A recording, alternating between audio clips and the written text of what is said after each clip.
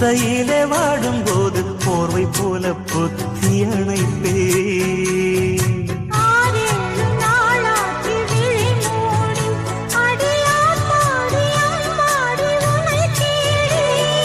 நீதானே மானே என் இளஞ்சோ